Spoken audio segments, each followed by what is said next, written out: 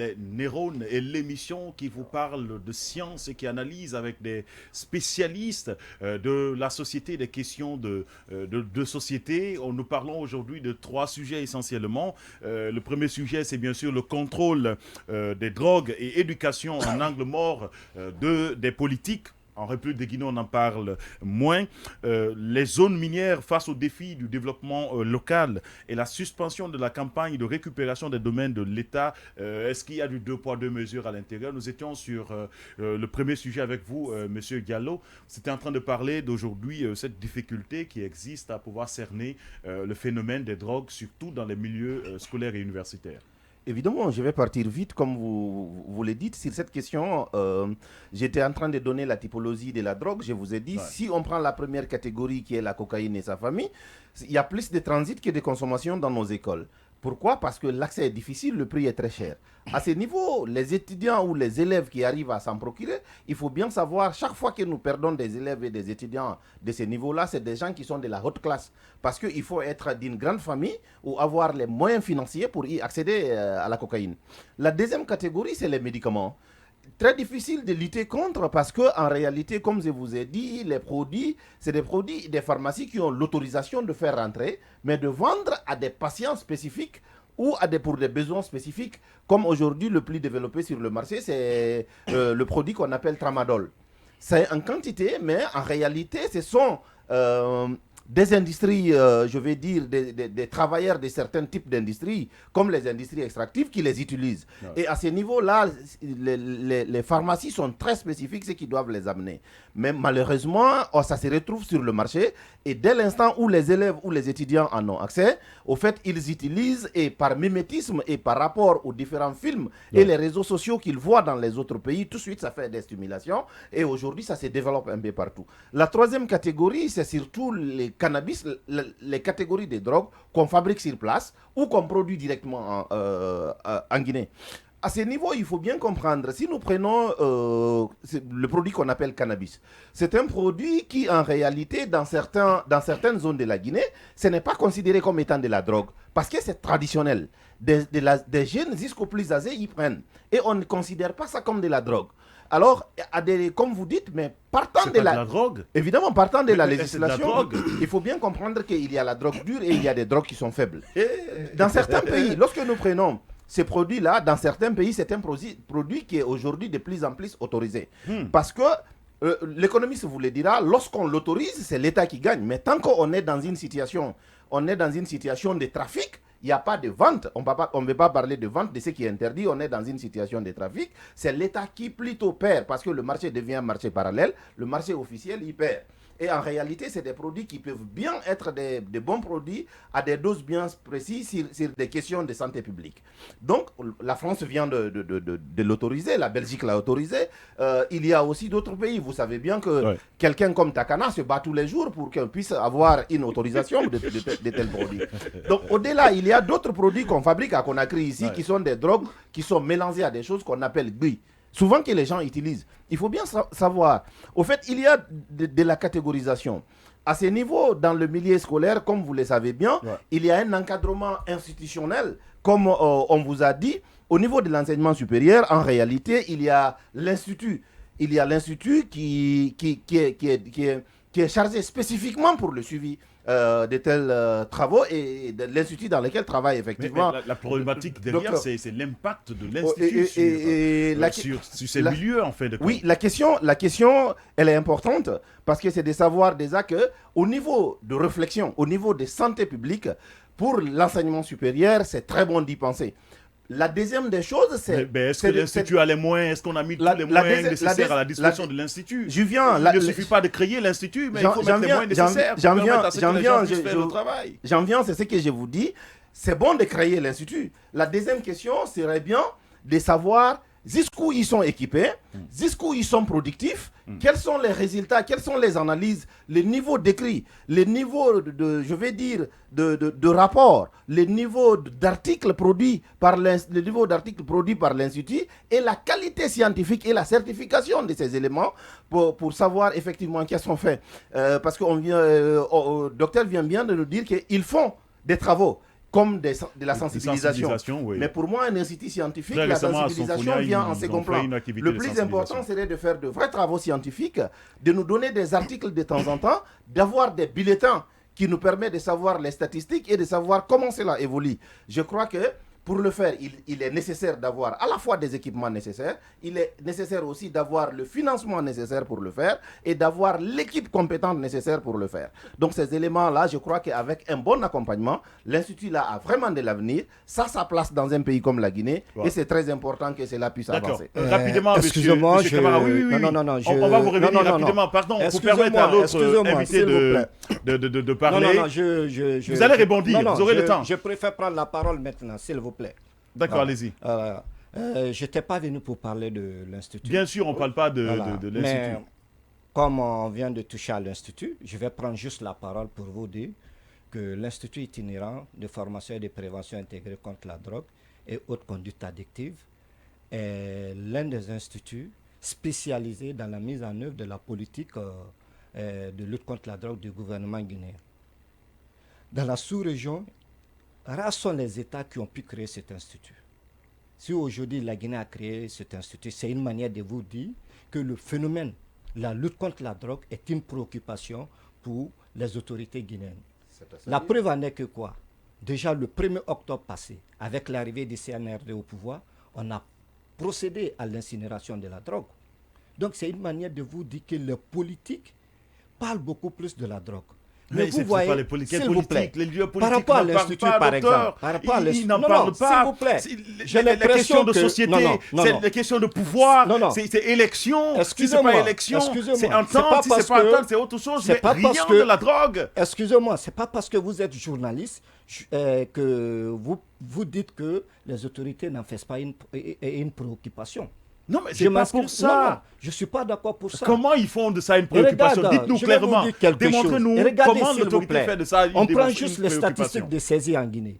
Avec tout ce que l'OCAD fait, à travers les services de répression, tels que l'OCAD, tels que les services spéciaux, les saisies de drogue, vous pensez que ce sont des petites activités? Mais ça, ce n'est pas l'Institut. Non, je reviens au fait. Par rapport à l'Institut, je vais vous donner beaucoup d'informations sur le débat, éducation, s'il vous plaît. S'il vous plaît, il faudrait que je parle maintenant de l'Institut. Je prends un exemple. Par rapport à la campagne de sensibilisation, nous avons sillonné près de 10 universités. Et nous avons touché près de 20 000 personnes en République de Guinée en matière de sensibilisation. Pour lutter contre la drogue, vous savez, la clé c'est quoi? C'est la prévention. La prévention primaire, la prévention secondaire et la prévention tertiaire. Et l'Institut se bat tous les jours pour faire des campagnes de sensibilisation. L'Institut actuellement est en ligne de mire de faire une étude situationnelle sur l'état de la consommation de la drogue en Guinée. Je pense que cette étude commence à partir de ce mois. Et à partir du 26 juin, l'Institut va organiser la journée internationale de lutte contre le trafic et la consommation de la drogue. Ce sont des activités qui n'ont jamais été faites en Guinée. Sans oublier également, que l'Institut, vous avez en projection de faire ces activités. Sans oublier que l'Institut est en train d'élaborer actuellement des curricula pour le MENA.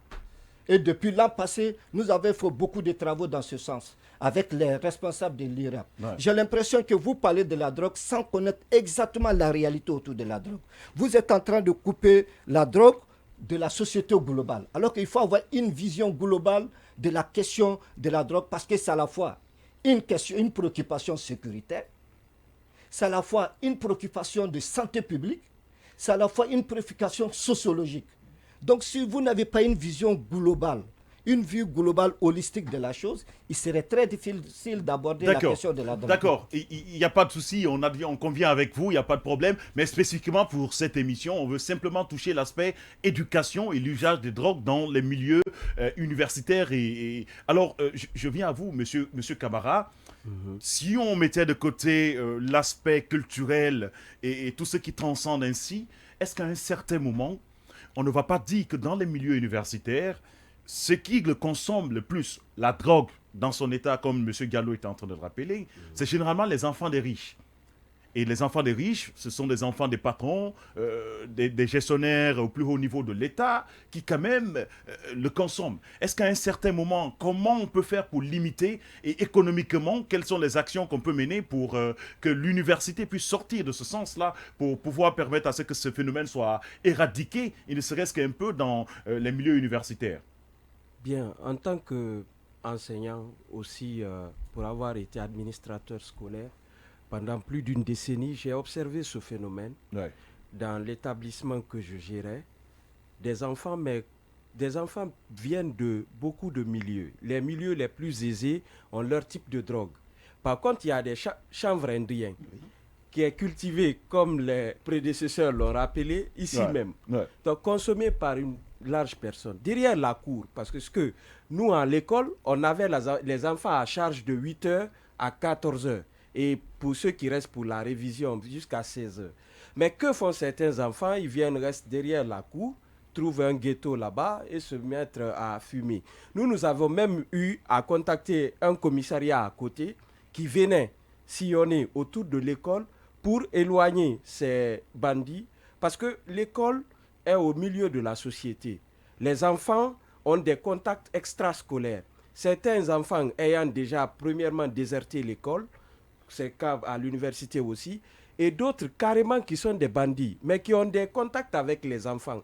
Et par finir, ils contaminent ces enfants-là qui deviennent addictifs aux différents types de drogues. Donc, et quand nous prenons les statistiques, la population scolaire en Guinée est autour de 3 millions. Et aujourd'hui, des rapports de l'ONUDC, si nous faisons, parce que je laisse l'Institut pouvoir faire une étude approfondie, mais si je fais un rapport entre la moyenne sous-régionale, aujourd'hui, le phénomène s'agrandit de plus en plus. Ça touche entre 1,5 et 2 points. En Guinée? En Guinée. Je prends une moyenne sous-régionale parce que les rapports de l'ONUDC, nous les avons étudiés aussi. Bien sûr. Et la conséquence, c'est quoi? Il l'a dit. Ce trafic est un trafic très lucratif. Et aujourd'hui, nos frontières sont des frontières poreuses. Et elles sont ouvertes, non seulement aux pays voisins, mais aussi pour l'étranger. Donc, du coup, les politiques aujourd'hui doivent trouver... Et le phénomène des réseaux sociaux. Ce qui se passe aux États-Unis, les enfants veulent imiter Rick Ross, ils veulent imiter d'autres rappeurs, donc ils veulent vivre comme ceci. Ben, ils veulent aussi imiter Takana en Guinée. Voilà, bon, je cite mon cousin, d'accord. Donc, vous voyez, cela représente un phénomène très dangereux et qui, ma foi, je dis, les autorités aujourd'hui doivent saisir les parents d'élèves. En tant que responsables dans la société, la question de la drogue nous interpelle tous. Nous, à l'école, on a l'enfant à charge. Dès que tu constates un comportement déviant chez un enfant, tu interpelles le parent d'élève directement, à charge pour lui de prendre des mesures nécessaires pour la surveillance de l'enfant. Sauf qu'à l'université, dans les universités, c'est encore très compliqué. Oui, dans les universités... Parce que les parents ne sont pas présents en fin de compte, quoi. Oui, mais tout à fait. Chaque enfant a un tuteur légal. Que ce soit ses parents... Mais il peut bien être major, hein? C'est quelqu'un qui est major et qui a 18 ans, qui prend sa propre responsabilité. Bien sûr. Oui, nous avons nos valeurs africaines. Je suis d'accord. Voilà, nous avons nos valeurs africaines. Quand vous-même vous envoyez votre enfant dans un internat, il y a un tuteur qui est là, qui le surveille pour vous. Donc, la responsabilité, tous les plus grands ici doivent se sentir concernés. Aujourd'hui, avant nous dans la cité, quand quelqu'un venait à faire un mauvais comportement, n'importe quel adulte avait le droit de lui dire arrête. Mais aujourd'hui, la société est tellement morcelée, on vit à l'image des Occidentaux que mon enfant, s'il fait un mal... Mais ça occasionne aujourd'hui les échecs scolaires, vous êtes d'accord avec moi? Oui. Et qui sont autour de... à partir de 60 jusqu'à 80%. Je prends le document du programme décennal de l'éducation, le constat qui est fait de l'échec scolaire, c'est quand même plus de 3/4 des enfants qui commencent le primaire n'arrivent pas à l'université. 3/4, 75% de ceux qui ont eu l'examen d'études primaires ne rentrent pas à l'université. Vous avez là une cohorte de personnes qui, si elle n'est pas encadrée, constitue une bombe pour la nation. Hein. Je suis d'accord. Évidemment.